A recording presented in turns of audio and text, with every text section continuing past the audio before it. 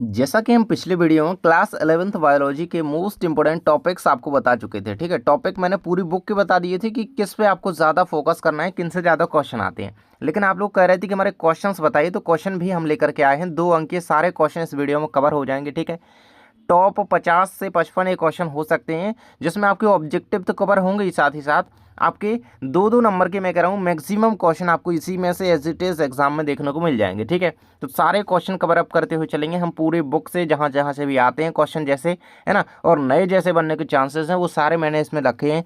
So please आप पूरा video देखिएगा और सारे क्वेश्चन को एक तरीके से रिवीजन करना है आप तो। ठीक है, देखो पहला क्वेश्चन दिया गया है, वर्गीकरण के महत्व लिखिए। ठीक है, वर्गीकरण यानी कि जीवों को बांटा जाता है भाई, उसका एक महत्व कुछ क्या है, तो उसके महत्व आपको लिखना है। ठीक है, तो कहता है कि इसमें जीवों की भिन्नता का ज्ञान होता है भाई, कि जीव अलग अलग हैं भाई, अलग अलग जीव हैं, तो उसकी भिन्नता का हमें ज्ञान भान हो जाता है। जीवों की उत्पत्ति और परस्पर संबंधों का भी ज्ञान होता है। साथ ही हम जीवों को यहाँ पे जीवों के अध्ययन में भी यहाँ पे हमें उससे मदद मिलती है। ठीक है, अब जीव बटे हुए रहेंगे, ठीक है, अलग अलग रहेंगे उनके गुणों के आधार पर, तो हमें उससे क्या होगी, हम उससे उनको समझने में, उनको पढ़ने में, उनके अध्ययन में क्या होगी, सरलता होगी। ठीक है, तो ये चीज़ याद रखना। एक अगला कह रहा है कि द्विनिषेचन क्या है, डबल फर्टिलाइजेशन क्या है। ठीक है, आप कमेंट सेक्शन में बताइए। कैरोलस लीनियस की पुस्तक का नाम क्या है। ठीक है, कैरोलस लीनियस जो है वैज्ञानिक, द्विनामकरण पद्धति के जनक, इनकी बुक का नाम क्या है। ठीक है, बताइएगा जरूर से, बिकॉज ये इंपॉर्टेंट क्वेश्चन है। बताओ सभी लोग। कह रहा है द्विनिषेचन, तो पुष्पीय पौधों की परागनलिका में प्रजनन केंद्र या प्रजनन कोशिका से 2 नर युग्मकों का निर्माण होता है। निषेचन के दौरान नए युग्मक अंड या मादा युग्मज के संयोजन कर युग्मज यानी जायगोट जो है बनाता है, और दूसरा नर युग्मक द्वितीय केंद्रक से क्या करता है, संयोग करके त्रिगुणित केंद्रक बना देता है, जो भ्रूणपोष का निर्माण करता है। इस प्रकार क्या होता है, दोनों नर युग्मक निषेचन क्रिया में भाग लेते हैं। इस क्रिया को द्विनिषेचन कहते हैं। ठीक है, तो ये क्या यहाँ पे इंपॉर्टेंट चीज़ है, तो याद रखना है इसको। अगला है, जीवों को वर्गीकृत क्यों किया जाता है। ठीक है, तो जीवों को क्यों बांटा गया है, ये इंपॉर्टेंट क्वेश्चन है। सबसे पहला तो कह रहा है भाई कि जीवों को वर्गीकृत निम्न उद्देश्यों की प्राप्ति के लिए करते हैं। पहला कह सकते हैं अध्ययन की सुविधा के लिए, अर्थात अध्ययन को सरलता बनाने के लिए। यानी कि देखो, अगर जीव यहाँ पर वर्गीकृत रहेंगे, बटे रहेंगे, तो सरलता होगी हमें अध्ययन करने में, समझने में, उनको पढ़ने में। ठीक है, और वर्गीकृत जीव जो है विकास की प्रक्रिया को समझने में सहायक होता है। ठीक है, तो इस तरीके से हम उसको वर्गीकृत करते हैं। कह रहा है विषम बीजाणुकता को परिभाषित कीजिए भाई। विषम बीजाणुकता क्या है, तो पौधों में 2 विभिन्न आकार, संरचना एवं कार्य वाले जो है बीजाणु बनने की प्रक्रिया। ठीक है, विषम का मतलब क्या होता है, 2 विभिन्न विभिन्न आकार, संरचना, कार्य वाले जो है स्पोर्स यानी कि बीजाणु बने, तो इसे ही विषम बीजाणुकता कह देंगे। ठीक है, इसके उदाहरण याद रखना, मेनली स्लेजिनेला, मार्सिलिया, ये उदाहरण इसके मेनली बताए गए हैं। ठीक है, स्लेजिनेला को बिल्कुल से याद रखना। ठीक है, बहुत इंपॉर्टेंट है ये आपको। ठीक है, विषम बीजाणुकता। कह रहा है मोनेरा जगत के 2 लक्षण लिखिए। ठीक है, वेरी वेरी मोस्ट इंपॉर्टेंट। सो मैं कहूँगा आपसे 3 लक्षण, इसके 4 याद करके रखें। ठीक है, कह रहा है कि सभी मोनेरा कोशिकाएं सूक्ष्मदर्शी होती हैं, इनमें केंद्रक द्रव्य के चारों ओर केंद्रक कला नहीं होता है। ठीक है, तो ये कुछ यहाँ पे इसकी विशेषताएं हो जाती हैं, लक्षण हो जाते हैं। अगला कह रहा है शैवालों के 2 लक्षण लिखिए। शैवाल मुख्यतः क्या होते हैं, जलीय जीव होते हैं, जो कि स्वच्छंद एवं समुद्री जल में पाए जाते हैं, परंतु कुछ शैवाल जो है आसमान और विशेष आवासों में भी पाए जाते हैं। तो शैवाल क्या होते हैं, जलीय जीव होते हैं, जो स्वच्छंद और समुद्री जल में पाए जाते हैं। ठीक है, तो एक प्रकार के जलीय जीव हैं शैवाल, जो कि यहाँ पे साफ और समुद्री जल के रूप में मुख्यतः पाए जाते हैं, परंतु कुछ शैवाल जो है आसमान और विशेष आवासों में भी पाए जाते हैं। इसमें प्रजनन जो है कायिक प्रकार का होता है। ऑब्जेक्टिव में क्वेश्चन बन जाता है कि यहाँ पे शैवाल में प्रजनन होता है तो तीनों विधियों द्वारा होता है, लैंगिक, अलैंगिक और कायिक, तीनों विधियों द्वारा इसमें प्रजनन हो सकता है। तो ये चीज़ याद रखना। ठीक है, अगला कह रहा है कि पत्ती के 2 कार्य लिखिए, वेरी वेरी मोस्ट इंपोर्टेंट। कह रहा है कि पत्ती देखो भाई, प्रकाश संश्लेषण क्रिया द्वारा पौधों के लिए भोजन का निर्माण करती है, और प्रकाश संश्लेषण एवं श्वसन के लिए विभिन्न गैसों का आदान प्रदान करती है। बिकॉज पत्ती पर क्या होते हैं, रंध्र होते हैं। रंध्र क्या करते हैं, गैसों के आदान प्रदान के लिए और बाष्पोत्सर्जन के लिए आवश्यक होते हैं। सो ये एक पत्ती भी वही कार्य करती है, बिकॉज रंध्र जो है पत्ती पर होते हैं। ठीक है, तो ये चीज़ याद रखना। अगला क्वेश्चन कह रहा है कि पुष्पक्रम को परिभाषित कीजिए। पुष्प, भाई पुष्प के मुख्य अक्ष पर लगने वाले पुष्पों के क्रम को पुष्पक्रम कहते हैं। भाई उसका नाम ही है पुष्पक्रम, तो पुष्पों के लगने के क्रम को पुष्पक्रम कहते हैं। ठीक है, अगला कहा जाता है कि जड़ के 2 कार्य लिखिए। भाई जड़ के कार्य देखो, एक जड़ का जो मुख्य कार्य है वो अवशोषण, दूसरा है स्तरीकरण। स्तरीकरण बोले तो पौधों की जो जड़ें होती हैं वो जमीन में स्थिर बनाए रखती हैं ताकि पौधा बिल्कुल तरीके से यहाँ पे क्या करे, स्थिर खड़ा रहे बिल्कुल से, ठीक है। इसलिए वो यहाँ पर मजबूत बनाती हैं, ठीक है, स्थिरीकरण करती हैं। अवशोषण में जड़ें भूमि के जल तथा खनिज लवणों का अवशोषण करके पौधों को प्रदान करती हैं, ठीक है। मतलब यार सीधी बात है यार, जड़ें क्या करती हैं, भूमि से यहाँ पे खनिज लवण यहाँ पे एब्जॉर्ब करेंगी, ठीक है, और फिर वो यहाँ पे ऊपर जाएगा यहाँ पे केशिकाओं द्वारा, ठीक है। तो ये चीज़ है। कह रहा है सत्य फल को परिभाषित करें। जब फल का निर्माण अंडाशय से होता है तब ऐसे फल को सत्य फल कहते हैं, ठीक है। तो सत्य फल का निर्माण कैसे होता है भाई, अंडाशय से होता है तब वो सत्य फल कहलाएगा, ये चीज़ याद रहेगी। ऑब्जेक्ट में बन जाता है कि सत्य फल के उदाहरण कौन से हैं, मटर और सेम जो है सत्य फल के उदाहरण हैं, इन दोनों को याद रखना भैया, ठीक है। तने के दो कार्य लिखिए। तने के कार्य भाई, जड़ के कार्य देखी ना अभी हमने, यह पौधों को क्या करता है, सहारा देता है। सबसे मजबूत जो पार्ट होता है जड़ के बाद यहाँ पे कहे कि जड़ नीचे होती हैं, जड़ें नीचे यहाँ पे जकड़े रहती हैं जमीन में पौधे को, ठीक है। फिर तना क्या करता है, तना एक तरीके से स्टेम जो कि यहाँ पे एक पावर की तरह काम करता है और यहाँ पे पूरे पेड़ को यहाँ पे सहारा देने का काम करता है। यह जड़ों द्वारा अवशोषित जल तथा खनिजों को पत्तियों तक पहुँचाता है, क्योंकि इसी के माध्यम से सब कुछ जाएगा, ठीक है ना। तो ये होता है तने के कार्य। अगला कह रहा है कि पुष्प किसे कहते हैं भाई, पुष्प क्रम तो पढ़ा ना, अब पुष्प देख लो। तने या शाखाओं के शीर्ष अथवा पत्ती, तने की शाखाएं हैं उसके ऊपर अगर करें शीर्ष पर, पत्ती के कक्ष में उत्पन्न होने वाली रूपांतरित संघनित प्ररोह को जो प्रजनन द्वारा फल एवं बीज उत्पादित करता है, फूल या पुष्प कहलाता है, ठीक है। तो ये चीज़ याद रखना बिल्कुल से, ठीक है। ये पुष्प की परिभाषा हो गई। अगला कह रहा है कि कूट को परिभाषित कीजिए भाई, है ना, कूट को परिभाषित कीजिए। कूट फल क्या है, तो जब फल का निर्माण अंडाशय को छोड़ करके, देखो सत्य फल का निर्माण कहाँ पे हो रहा था, सत्य फल का निर्माण अंडाशय से हो रहा था, लेकिन जब अंडाशय को छोड़ करके पुष्प के अन्य किसी भी भाग से फल का निर्माण होता है तो वो कूट फल कहलाता है, फॉल्स फ्रूट यानी कि असत्य फल वो कहलाएगा, ठीक है। अंडाशय से जब निर्माण होता है तो वो सत्य फल है, अंडाशय के अलावा अन्य किसी से निर्माण होता है तो वो असत्य फल है, ये चीज़ याद रहेगी। उसे कूट फल या आभासी फल या असत्य फल कहते हैं, जैसे कि सेब या नाशपाती, ठीक है। सत्य फल के उदाहरण याद रखना मटर सेम, असत्य फल के उदाहरण याद रखना सेब नाशपाती etc, ठीक है। चलिए आगे बढ़ते हैं। कह रहा है पर्ण विन्यास किसे कहते हैं, पौधों के मुख्य तने एवं उसकी शाखाओं पर पत्तियों के लगने के क्रम को पर्ण विन्यास कहते हैं, ठीक है। तो पत्तियों के लगने के क्रम को पर्ण विन्यास कह रहे हैं। और पुष्पक्रम किसे कहते हैं, पुष्पों के लगने को क्रम को, ठीक है। पुष्पक्रम, पुष्पों के लगने के क्रम को पुष्पक्रम कहते हैं, पत्तियों के लगने के क्रम को पर्ण विन्यास यानी कि पत्ती विन्यास। पर्ण विन्यास बोले तो पत्ती विन्यास। कह रहा है कि पुष्प दल विन्यास क्या है भाई, अब पुष्प दल विन्यास देख लेते हैं। पुष्पासन पर उसी चक्र की अन्य इकाइयों के सापेक्ष बाह्यदल अथवा दल के लगे रहने के क्रम को पुष्प दल विन्यास कहते हैं, ठीक है। तो पुष्पासन जो होता है ना, उसकी चक्र की जो इकाइयां होती हैं अलग अलग, बाह्यदल हो सकता है, दल हो सकता है, ठीक है, इसके लगे रहने के क्रम को पुष्प दल विन्यास कहते हैं, ठीक है। पुष्प की संरचना देखना, समझ आ जाएगी चीज़। कह रहा है कि टाइलोसिस क्या होता है, तो कुछ पौधों की वाहिकाओं में गुब्बारे के समान अतिवृद्धियां दिखाई देती हैं जिन्हें टाइलोसिस कहा जाता है, ठीक है। तो इतनी चीज़ मेनली याद रखना, ठीक है। गुब्बारे के समान जो अतिवृद्धियां पौधों में अगर दिखाई दें, ठीक है, उनकी वाहिकाओं में, तो वो टाइलोसिस कहलाता है। जैसे एक तरीके से वो यहाँ पे उसमें कुछ कुछ टाइलोसिस यहाँ पे रेजिन गोंद वगैरह छोड़ते हैं, इनका काम कर सकते हैं, ठीक है। और यह है जैलम की वाहिकाओं के चारों ओर की जीवित कोशिकाओं से संवाहिकाओं की गुहा में जीव द्रव्य की एकत्रित होने से बनती हैं। पूर्ण विकसित टाइलोसिस में मंड, रेजिन, गोंद, टेनिन आदि पदार्थ पाए जाते हैं, ठीक है। तो जो पौधे यहाँ पे गोंद, रेजिन वगैरह प्रोड्यूस करते हैं उनमें मेनली कह दो कि ये यहाँ पे टाइलोसिस पाए जाते हैं। कह रहा है पादप जगत का उभयचर किसे कहा जाता है, याद रखना ब्रायोफाइटा को पादप जगत का उभयचर कहा जाता है। अब क्यों कहा जाता है, ये क्वेश्चन हम देखेंगे, कंप्लीट करेंगे कि क्यों कहा जाता है, ठीक है, क्योंकि आता है वो 2 नंबर में, ठीक है। कह रहा है ग्लाइकोलाइसिस की क्रिया किस भाग में संपन्न होती है कोशिका के, तो साइटोप्लाज्म यानी कि कोशिका द्रव्य में संपन्न होती है। ये ऑब्जेक्टिव महा इंपॉर्टेंट है, ठीक है। सत्य फल के उदाहरण याद रखना भाई, मटर और सेम सत्य फल के उदाहरण हैं। असत्य फल के उदाहरण जो हैं यानी कि कूट फल के, या फिर कहें हम यहाँ पे ऐसे असत्य फल के, फाल्स फल की, सो सेब और नाशपाती जो है यहाँ पे इसके उदाहरण हो जाते हैं, ये याद रहेगा, ठीक है। ये दोनों के उदाहरण याद रखना भैया, ठीक है। आगे बढ़ते हैं। हम कह रहा है अंड जनक जंतुओं के उदाहरण लिखिए, ठीक है। उदाहरण के तौर पर क्वेश्चन ऑब्जेक्टिव में बन जाते हैं मेनली, और क्वेश्चन में भी आ जाता है, ठीक है। उदाहरण से समझाइए तो आता ही है। सो जो अंडजनक जंतु होते हैं वो प्लेटिपस और एकिडना हो सकते हैं, जो कि इन जंतुओं के उदाहरण अंडजनक जंतुओं के दौरान पर मान सकते हैं, ठीक है। कह रहा है विषम बीजाणुकता किन पौधों में पाई जाती है, तो सिलेजिनेला और मार्सिलिया के में प्रमुख रूप से विषम बीजाणुकता पाई जाती है। ठीक है, किसमें? सिलेजिनेला और मार्सिलिया इनमें क्या पाई जाती है? विषम बीजाणुकता पाई जाती है। एटेरियो किसे कहा जाता है, तो पुंज फल लघु फलों के समूह होते हैं जिन्हें एटेरियो कहा जाता है। ठीक है, तो एटेरियो भाई मेनली क्या है, तो जो एक तरीके से पुंज फल जो है लघु फलों के समूह होते हैं जिन्हें एटेरियो के नाम से जाना जाता है।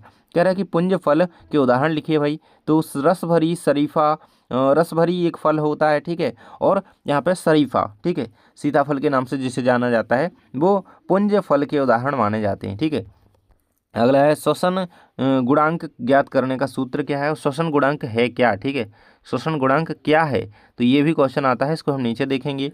कह रहा है कि श्वसन गुणांक विमुक्त यानी कि छोड़ी गई जो कार्बन डाइऑक्साइड है इसका आयतन बटे अवशोषित की गई ऑक्सीजन का आयतन, यानी कि आपने जो ऑक्सीजन छोड़ी या प्लांट्स ने वो छोड़ी और फिर उसके द्वारा वो उसके छोड़ने के और अपने लेने की जो इसका जो भागे है ना, उसे हम क्या कह रहे हैं, उसे हम श्वसन गुणांक कह रहे हैं। ठीक है, ये चीज़ याद रखना। अगला है फाइटो हार्मोन्स किसे कहते हैं, ये बिल्कुल से देख लो। हार्मोन कुछ विशेष प्रकार के कार्बनिक पदार्थ होते हैं जो पौधों की वृद्धि संबंधित घटनाओं से जुड़े होते हैं, इसलिए इन्हें फाइटो हार्मोन या वृद्धि नियामक भी कहा जाता है। ठीक है, ये क्या करते हैं, देखो हार्मोन क्या होते हैं, कुछ विशेष प्रकार के कार्बनिक पदार्थ होते हैं जो पौधों की वृद्धि संबंधित घटनाओं से क्या होते हैं, जुड़े हुए होते हैं, इसलिए इन्हें वृद्धि नियामक भी कहा जाता है। तो ये चीज़ याद रखना, यहाँ पर फाइटो हार्मोन या वृद्धि हार्मोन एक तरीके से। ठीक है, कह रहा है कि मेढक की दो श्वसन पेशियों के नाम लिखिए। श्वसनीय पेशियां मेढक में कौन कौन सी हो सकती हैं, तो यहाँ पे नाम दिए गए हैं आपको, स्टर्नोहायोइड और पेट्रोहायोइड। ठीक है, ये दोनों पेशियां यहाँ पे इसकी श्वसनीय पेशियों की तरह कार्य करती हैं मेढक में। ठीक है, अगला आ जाता है कि मनुष्य के हृदय की को पेशी जनत क्यों कहा जाता है। पेशी जनित भाई ये चीज़ क्या है, तो मनुष्य के हृदय में यानी कि हमारे हृदय में हृदय स्पंदन की उत्पत्ति विशिष्ट पेशीय तंतुओं से होती है, अतः इस कारण हृदय को पेशी जनत हृदय कहा जाता है। ठीक है, तो ये चीज़ यहाँ पे याद रखना। हमारे हृदय को पेशी जनत या माइजेनिक क्यों कहा जाता है, तो देखो इसमें क्या होता है, स्पंदन की जो है उत्पत्ति विशिष्ट पेशीय तंतुओं से होती है, इसी कारण इसको पेशी जनत कहा जाता है। ठीक है, तो पेशीय तंतु के कारण, विशिष्ट पेशीय तंतु के कारण इसकी उत्पत्ति होती है स्पंदन की, तो पेशी जनत हो गया। कह रहा है कोशिका को परिभाषित कीजिए भाई, तो कोशिका क्या है, सभी स्टार्टिंग से पढ़ते आ रहे हो, सभी को याद होना चाहिए। तो कोशिका संरचनात्मक एवं जैविक क्रियाओं की एक इकाई होती है जो कि पारगम्य झिल्ली से घिरी होती है तथा जिनमें स्वतः जनन की क्षमता होती है। यह विभिन्न पदार्थों का सूक्ष्मतम संगठित है। ठीक है, अब देखो 11th क्लास में अगर परिभाषित कर रहे हो इसको, तो केवल इतना में काम नहीं चलेगा कि जीवों की संरचनात्मक एवं क्रियात्मक इकाई को कोशिका कहते हैं, भाई इतने में तो नहीं चलेगा, है ना। 1 नंबर में आए तो चल जाएगा, अगर 2 नंबर में आए तो थोड़ा लिखना पड़ेगा आपको। ठीक है, ये क्या करती है, ये पारगम्य झिल्ली द्वारा घिरी हुई एक संरचना होती है जो कि जीवों की संरचनात्मक एवं क्रियात्मक इकाई होती है और जनन की क्षमता इसमें पाई जाती है। ठीक है, यह स्वतः जनन की क्षमता रखती है। ठीक है, ये कोशिका होती है। ठीक है, ये सूक्ष्मतम संगठित रूप होता है यहाँ पे पदार्थों का, जिसमें वे सभी क्रियाएं होती हैं जिन्हें हम सामूहिक रूप से जीवन कहते हैं। ठीक है, तो कोशिका के अंदर ही तो जीवन है, कोशिका से ही जीवन है, यह हमारी जैविक क्रियाओं की मूलभूत इकाई है। ठीक है, तो इतना आपको लिखना पड़ेगा। तो मूलभूत इकाई कौन है हमारी जीवन की, कोशिका। ऑब्जेक्टिव आता है ना, कह रहा है कि गोल्जी कॉय के कोई 2 कार्य लिखिए भाई। गोल्जी कॉय का मुख्य कार्य कोशिका स्रावण है। प्रोटीन अणु संश्लेषित होकर के एंडोप्लाज्मिक रेटिकुलम बोले तो ER से गोल्जी कॉय में पहुंच करके संचित होते हैं, अतः अंत में कोशिका से बाहर निकल जाते हैं। तो गोल्जी कॉय कुछ स्रावी पदार्थों का संघनन भी करते हैं, ये यहाँ पे गोल्जी कॉय के प्रमुख कार्य होते हैं।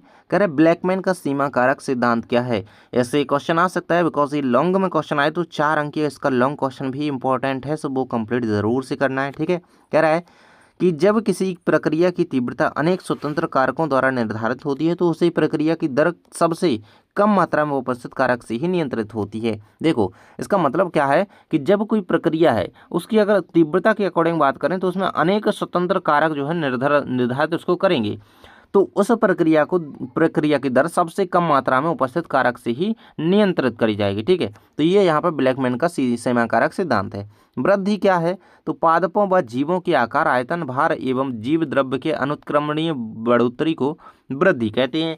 केवल इतना नहीं लिखना है कि जीवों के बढ़ने और उनके विकास होने को वृद्धि कहते हैं, ये चीज़ यहाँ पर नहीं चलेगी। देखो जीवों के आकार, आयतन, भार और जीव द्रव्य में जो वृद्धि हो रही है, बढ़ोतरी हो रही है, उसे ही वृद्धि कहते हैं। ठीक है, तो जीवों के आकार में वृद्धि हो, आयतन में और भार में, इनमें अगर बढ़ोतरी हो रही है तो इसे वृद्धि कह सकते हो। ठीक है, ये चीज़ याद रहेगी। कह रहा है कि जैव क्षमता से आप क्या समझते हैं, वेरी महा इंपॉर्टेंट भाई। तो जैव क्षमता, अधिकतम निःश्वसन के बाद वायु की वह अधिकतम मात्रा जो एक मनुष्य के फेफड़ों से बाहर निकाल सकता है, जैव क्षमता या सजीव धारिता कहलाती है। देखो, जो कैपेसिटी इसकी बात करें, ये विटल कैपेसिटी होती है, जो कि यहाँ पे देखो एक मनुष्य की अगर बात करें तो वह जो जितनी वायु को अधिकतम मात्रा से जो एक मनुष्य फेफड़ों से बाहर निकाल सकता है, वो उसकी जैव क्षमता, मतलब उसमें उतनी ही क्षमता है, वो उसको निकाल सकता है। अगर ज़्यादा निकालेगा तो फिर वो रुक जाएगा। ठीक है, जैव क्षमता व्यायाम में अधिक परिश्रम के समय अधिकतम ऑक्सीजन उपलब्ध करा करके अतिरिक्त ऊर्जा उत्पन्न करने में भी सहायक होती है। तो जैव क्षमता याद रखना। अगला कह रहा है कि पेराकॉर्डियल द्रव के दो कार्य लिखिए। सो यह हृदय को बाहरी आघातों एवं घर्षण से बचाता है, यह हृदय को सूखने से बचाता है। ठीक है, तो एक प्रकार का एक द्रव है लिक्विड, जो कि यहाँ पे हृदय को, हमारे हार्ट को आघातों और घर्षण से बचाता है, और यह हृदय को सूखने से बचाता है। ठीक है, ये यहाँ पे इसके कार्य हो जाएंगे।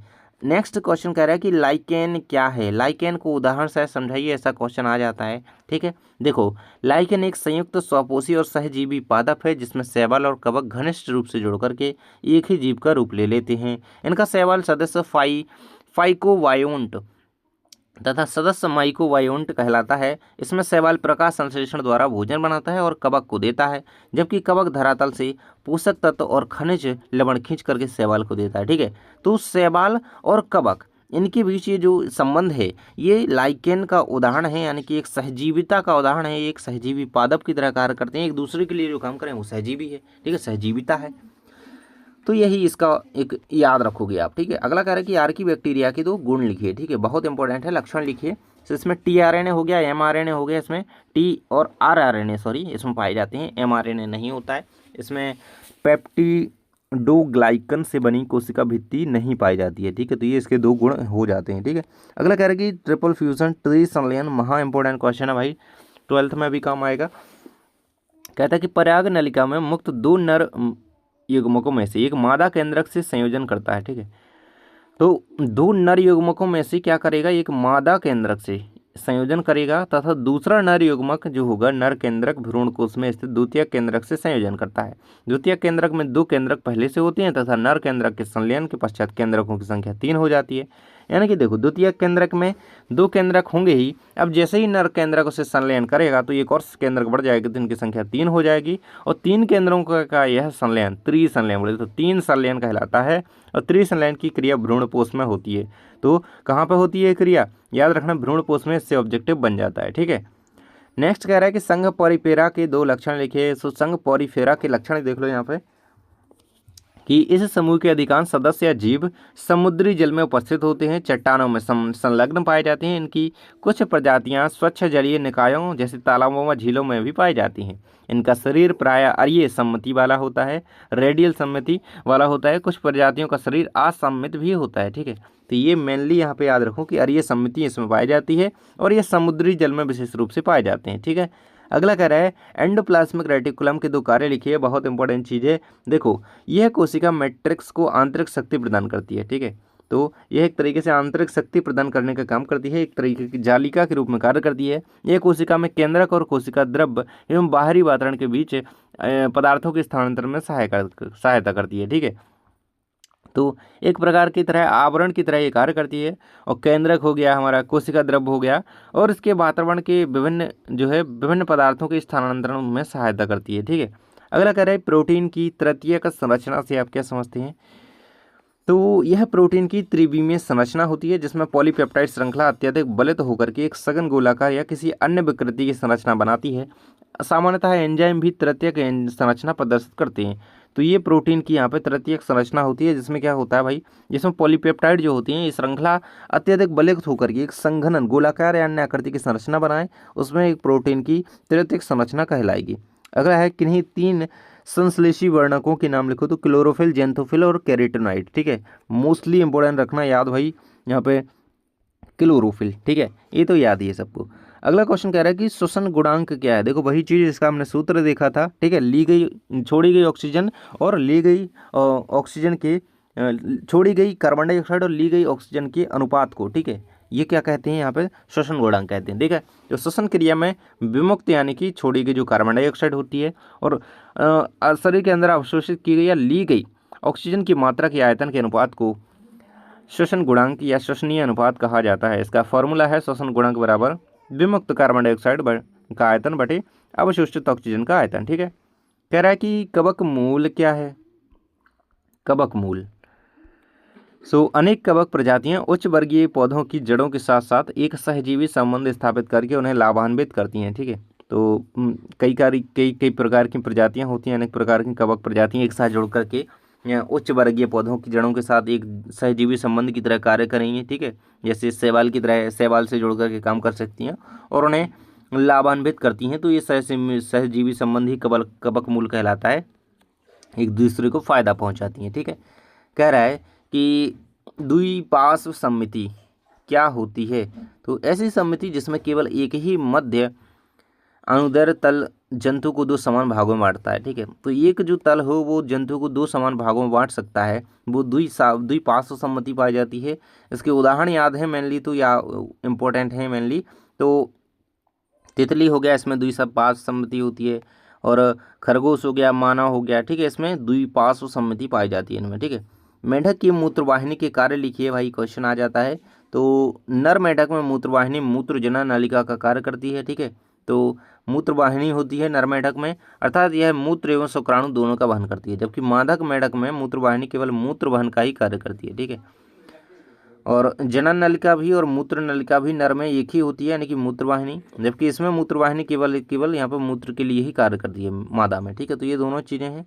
अगला है कि कोशिका भित्ति के दो कार्य लिखिए, तो कोशिका भित्ति के दो कार्य इस प्रकार से रहेंगे। यह कोशिका की रक्षा करती है और उनका एक निश्चित आकार बनाए रखती है। ठीक है, और यह कोशिकाओं को यांत्रिक सहारा देती है। ठीक है, तो कोशिका भित्ति के दो कार्य क्या है, एक तरीके से उसको आकार प्रदान करती है, उसकी रक्षा करती है। ठीक है, उसकी रक्षा करती है। ठीक है, उसके चारों ओर पाई जाएगी तो उसको एक आकार दे रही है, बिकॉज आकार इसी के कारण मिल पा रहा है उसको। ठीक है, जैसे ये यहाँ पे अगर फैल गई तो वहाँ कोशिका भी पहुँच जाएगी। ठीक है, इसी प्रकार से तो एक निश्चित आकार बनाए रखती है और एक रक्षा प्रदान का आवरण है उसका। ठीक है, यांत्रिक सहारा भी देती है। ठीक है, अगला क्वेश्चन कह रहा है कि एंजाइम के मुख्य गुण क्या है, तो एंजाइम इसमें उच्च उत्प्रेरकीय दक्षता पाई जाती है, यानी कि एंजाइम उत्प्रेरक की तरह कार्य करते हैं और इसमें अति विशिष्टता भी पाई जाती है। ठीक है, उच्च स्तरीय विशिष्टता भी इनमें देखने को मिलती है, तो ये दोनों गुण याद रखना।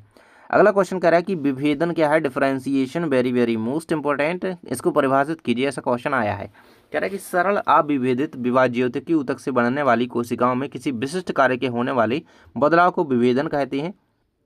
क्वेश्चन अगला कह रहा है कि वृद्धि नियंत्रक से क्या आशय है। ठीक है, हमने वृद्धि पढ़ा था कि वृद्धि क्या है। ठीक है, तो कुछ हार्मोन विशेष प्रकार के कार्बनिक पदार्थ होते हैं जो कि वृद्धि संबंधित घटनाओं से संबंधित होते हैं। ठीक है, तो कुछ हार्मोन क्या होते हैं, विशेष प्रकार के कार्बनिक पदार्थों के रूप में कार्य करते हैं जो कि वृद्धि संबंधित घटनाओं को यहाँ पर अंजाम देने का कार्य करते हैं, इसलिए इन्हें वृद्धि नियामक हार्मोन कहते हैं। फाइटो हार्मोन हो गया जो हमने अभी पढ़ा था। ठीक है, वृद्धि हार्मोन हो गया, वृद्धि कारक या वृद्धि पदार्थ आदि नामों से इसे पुकारा जाता है। ठीक है, तो फाइटो हार्मोन जो है यहाँ पे एक तरीके से वृद्धि नियंत्रक, वृद्धि नियामक की तरह कार्य करता है। कह रहा है कि फुफ्फुस आवरण के दो कार्य लिखिए, तो इस गुहा में सीरमी द्रव्य जो है भरा होता है और फेफड़ों को नम और चिकना बनाए रखता है। फुफ्फुस आवरण फेफड़ों की सतह पर घर्षण को कम करने का काम करता है। जैसे यहाँ पे पैराकॉर्डियल द्रव्य होता है, रक्त के चारों ओर कह सकते हो, रक्त की रक्षा करता है, रक्त को घर्षण से बचाता है, इसी प्रकार से ये फुफ्फुस आवरण होता है यहाँ पे फेफड़ों की आसपास। ठीक है, जो कि उसको नम और चिकना बनाता है। ठीक है, तो ये चीज़ें होती हैं दोनों में। ठीक है, अगला है लसिका यानी कि लिम्फ के कार्य लिखिए, मोस्ट इंपोर्टेंट है। ठीक है, लसिका शरीर के उन स्थानों तक पोषण पहुंचाती है जहां रक्त की सूक्ष्म वाहिका नहीं पहुंच पाती। लसिका तंत्र रक्त द्वारा छाने गए पदार्थों को वापस ला करके रक्त में मिला देती हैं। ठीक है, लसिका एक तरीके से ऐसा काम करती है जहाँ पर रक्त की वाहिका नहीं पहुँच पाती, वहाँ लसिका वहाँ पर पोषण का काम करती है। ठीक है, और यह द्रव्यों को वापस मिला करके रक्त में मिला देता है। ठीक है, ये चीज़ याद रखना। अगला कह रहा है सहजीविता को उदाहरण से समझाइए। जब दो पौधे एक साथ रहते हुए इस प्रकार वृद्धि करते हैं कि दोनों को एक दूसरे से लाभ होता है तो वे सहजीवी पौधे कहलाते हैं और यह संबंध सहजीविता कहलाता है। ठीक है, यह संबंध क्या है, सहजीविता। हमने अभी पढ़ा, जैसे लाइकेन का उदाहरण देखा था हमने। ठीक है, लाइकेन बोले तो शैवाल और कवक क्या कर रहे हैं, एक दूसरे को क्या कर रहे हैं, एक दूसरे की सहायता कर रहे हैं, एक दूसरे पर आधारित हैं। ठीक है, और इस एक दूसरे पर आश्रित हैं वो, ठीक है। तो यह सहजीविता होती है जहाँ दो जीव क्या करते हैं, दो पौधे क्या करते हैं, एक साथ रहते हुए इस प्रकार वृद्धि करते हैं कि दोनों को एक दूसरे से लाभ हो, एक दूसरे को लाभ पहुंचाते रहते हैं, ठीक है। तो सहजीविता, साथ साथ एक तरीके से जीवन ही सहजीविता है। अंड प्रजक को परिभाषित कीजिए, उदाहरण भी लिखिए, ठीक है। तो वे जंतु जो अंडे देते हैं उन्हें अंड जनक कहते हैं, अंड प्रजक कहते हैं, ठीक है। तो ये याद रखना। प्लेटिपस और एकिडना इसके उदाहरण हो जाएंगे, जो कि अंड जनक जंतु होते हैं, जो अंडे देते हैं, सीधी बात है, अंड जनक है, ठीक है। कह रहा है कि ब्रायोफाइटा को पादप जगत का जल स्थलचर या उभयचर क्यों कहा जाता है। महा इंपोर्टेंट क्वेश्चन है। कह रहा है कि ब्रायोफाइटा सबसे सरलतम अंशवाहिनी पादप है, इन्हें पादप जगत का उभयचर कहा जाता है क्योंकि इनकी वृद्धि विकास, जननांगों के विकास एवं निषेचन के लिए अत्यधिक नमी की आवश्यकता होती है। सीधी बात इतनी है। इसे क्यों कहा जाता है, देखो ये क्या करते हैं, ये जल में भी रहते हैं और ये यहाँ पे धरती पे भी रहते हैं, तो दोनों जगह जब ये पाए जाते हैं तो इन्हें इसी कारण इसका उभयचर कहा जाता है। तो इसका उभयचर इसका कहाँ कहाँ कहा जाता है, क्योंकि देखो ये दोनों जगह पाए जाते हैं, क्योंकि देखो मेनली बात करें तो इन्हें विकास जननांग के लिए जल की आवश्यकता होती है, ठीक है, नमी की आवश्यकता होती है। तो ये जनन करने के लिए नमी में चले जा सकते हैं, और वैसे तो ये पृथ्वी पर ठंडे स्थानों पर रहते हैं, ठीक है। तो इसे दोनों जगह जो चीज़ें रहे वो जल स्थल चर हैं, यानी कि जल पे भी स्थल पर भी। क्रैब ब्रायोफाइटा के दो महत्व लिखिए। आर्थिक महत्व मोस्ट इम्पोर्टेंट है भाई, मोस्ट इम्पोर्टेंट है भाई, ये तो सिलेबस में है। कह रहा है कि मोस के सूखे पौधों का उपयोग कांच की वस्तुओं, खिलौनों तथा फलों आदि की सुरक्षा के लिए पैकिंग में किया जाता है। मकानों तथा बागों में सुंदरता के लिए मोस लगाए जाते हैं, ठीक है। तो इसी प्रकार से ब्रायोफाइट्स का कुछ आर्थिक महत्व है, जो कि कांच की वस्तुएं हो गई, ठीक है, खिलौनों और फलों आदि की सुरक्षा के लिए पैकिंग में किए जाते हैं इनका उपयोग, और बागों में सुंदरता के लिए भी मोस लगाए जाते हैं। तो ठीक है, इस प्रकार से इसका उपयोग है। मेल पीगियन जो ट्यूब्स होती हैं, इनके कार्य आपको लिखने हैं। मोस्ट इंपोर्टेंट ऑब्जेक्टिव इससे बनता है भाई। मेलपीवियन नलिकाएं कीटों में उत्सर्जन का कार्य करती हैं। कह रहा है तिलचट्टे में, ठीक है। तो तिलचट्टे में उत्सर्जन अंग कौन सा है, मेलपीगियन ट्यूब से, इससे ऑब्जेक्टिव बन जाता है, ठीक है। तिलचट्टे में जो उत्सर्जन अंग है वो मेलपीगियन ट्यूब से, याद रखना। ये नाइट्रोजन या अपशिष्ट पदार्थों का अवशोषण करके उन्हें जैव रासायनिक क्रिया द्वारा यूरिक एसिड में परिवर्तित कर देती है, जिससे पाचन तंत्र द्वारा निष्कासित कर दिया जाता है, ठीक है। पाचन तंत्र द्वारा इसको निष्कासित कर दिया जाता है। मेलपीगियन ट्यूब्स का मेनली वर्क याद रखना, ये उत्सर्जन का कार्य करने का काम करते हैं, ठीक है। कह रहा है बीजांडान्यास को परिभाषित कीजिए। तो अंडाशय के भीतर बीजांड के लगने के क्रम को, ठीक है, बीजांडान्यास कहते हैं, ठीक है। अभी हमने सारे विन्यास पढ़ लिए भाई, पर्ण विन्यास पढ़ लिया, ठीक है, पुष्प क्रम पढ़ा हमने, और एक और विन्यास पढ़ा था, ठीक है। और ये हमारा बीजांडान्यास हो गया, यानी कि बीजांड विन्यास, ठीक है। तो पुष्पों के लगने के क्रम को, ठीक है, बीजांड के लगने के क्रम को बीजांडान्यास कहते हैं, ठीक है। पुंज फल की परिभाषा दीजिए। तो वह फल जो एक ही पुष्प से बनता है, लेकिन इसका विकास जो है मल्टी कार्पेलरी एपोकार्पस अंडाशय से होता है, पुंज फल कहलाता है। ऐसे फल लघु फलों के समूह होते हैं जिन्हें इटेरियो कहते हैं। रस भरी और शरीफा इसके उदाहरण हो जाएंगे पुंज फल के, ठीक है। कह रहा है कि असमर्पणता से आप क्या समझते हैं। तो वह स्थिति जिसमें पौधों की अभिमुख पत्तियों में से पत्ती बड़ी तथा दूसरे छोटे आकार की होती है, ठीक है। असमर्पणता ये कहलाती है भाई कि कोई पौधा है उसमें सभी जो अभिमुख पत्तियां हैं उनमें एक पत्ती तो बड़ी है, दूसरी पत्ती छोटे आकार की है, तो वो असमर्पणता कहलाएगी, ठीक है। कह रहा है प्रोकैरियोटिक कोशिका से आप क्या समझते हैं। तो ऐसी कोशिकाएं जिनमें केंद्र के चारों ओर केंद्र की झिल्ली और पूर्ण विकसित कोशिकांग जो है माइटोकॉन्ड्रियल जो ये हैं नहीं पाए जाते हैं। सीधी बात है यार, एक प्रकार की अविकसित कोशिका होती है, इसमें माइटोकॉन्ड्रिया जैसे जो जो जो जो कहलाती हैं ये कोशिकांग, ये ऑर्गन्स जो है इनका अभाव होता है, ये नहीं पाए जाते इसमें। सीधी बात है, इनमें क्या है, इनका अभाव रहता है। ये प्रोकैरियोटिक कोशिकाएं कहलाती हैं। उनकी उपस्थिति के कारण ये इनमें जो कोशिका द्रव्य होता है ना, और ये केंद्रक द्रव्य होता है, ये दोनों आपस में मिले जुले रहते हैं, ठीक है। तो इनमें कोई यहाँ पे नियम कानून वगैरह होते नहीं है, ऐसी अविकसित प्रकार की कोशिकाएं होती हैं। कह रहा है समसूत्री विभाजन को सम विभाजन क्यों कहा जाता है। अब देखो भाई, सम विभाजन क्यों कहेंगे, क्योंकि समसूत्री विभाजन को सम विभाजन कहते हैं, क्योंकि देखो जितनी संख्या यहाँ पे जनक कोशिकाओं की होती है उतनी ही संतति कोशिकाएं उत्पन्न होगी। मतलब देखो जनक व संतति कोशिकाओं में गुणसूत्रों की संख्या समान होती है, बराबर होती है, इसलिए इसे सम विभाजन कहते हैं। इतना याद रहेगा। अगर जनक जितने हैं उतनी ही संतति कोशिकाएं हैं, मतलब जितने माता पिता हैं उतने ही बेटा होंगे, ठीक है, उतने ही बच्चे उच्चे होंगे। तो क्या कहेगा, संतति कोशिकाएं और जनक कोशिकाएं बराबर, सो समसूत्री। अर्धसूत्री में सीधी बात आधे हो जाते हैं भाई, आधा सम समान, आधा अर्ध, ठीक है। ग्लाइकोलाइसिस किसे कहते हैं भाई, ऑक्सी तथा अनॉक्सी श्वसन दोनों ही प्रकार के श्वसन में प्रारंभिक चरण जो है एक जैसे होते हैं। सो जिसमें ग्लूकोज के टूटने से पायरुविक एसिड बनता है। ठीक है, इस क्रिया को ग्लाइकोलाइसिस कहा जाता है। यह क्रिया कोशिका द्रव्य में संपन्न होती है।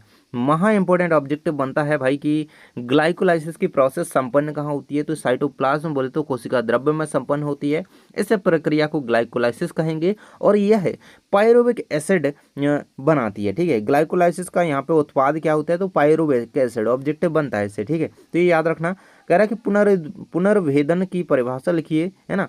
रीडिफरेंशिएशन, ठीक है, विभेदन पढ़ा, डिफरेंशिएशन, अब रीडिफरेंशिएशन पढ़ेंगे। कह रहा है कि जब निर्वेदित कोशिकाओं या उत्तकों द्वारा बनी कोशिकाएं पुनः विभाजन की क्षमता खो देती हैं। ठीक है, मतलब ये अब विभाजन की क्षमता उनमें नहीं रही और किसी विशिष्ट कार्य के अनुरूप विकसित हो जाती हैं, इसे पुनर्भेदन कहते हैं। ठीक है, तो इनमें एक तरीके से विभाजन की क्षमता इनमें चली जाती है। विभाजन की मतलब ये अब डिवाइड नहीं कर पाएंगे। ठीक है, तो वो क्षमता इसकी खो करके एक विशिष्ट कार्य के अनुरूप विकसित हो जाएंगे, ऐसे ही पुनर्भेदन कहते हैं। ठीक है, समस्थापन से क्या तात्पर्य है, होमोस्टेटिस बहुत इंपॉर्टेंट है।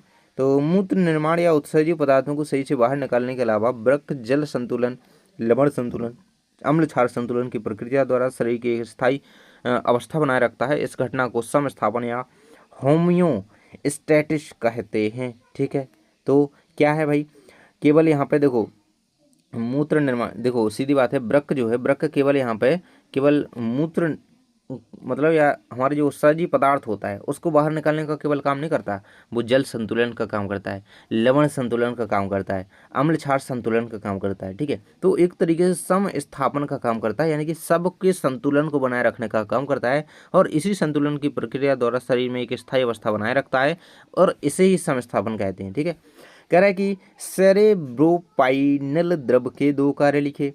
सेरेब्रोपाइनल द्रव के दो कार्य कौन से हैं, यह जो है मेरुरज्जु और मस्तिष्क को बाहरी तीव्र झटकों और आघातों से बचाता है। यह तंत्रिका तंत्र को एक निश्चित आकार प्रदान करता है। ठीक है, तो निश्चित आकार प्रदान करने का काम कौन करता है, तंत्रिका तंत्र को, इस सेरेब्रोस्पाइनल।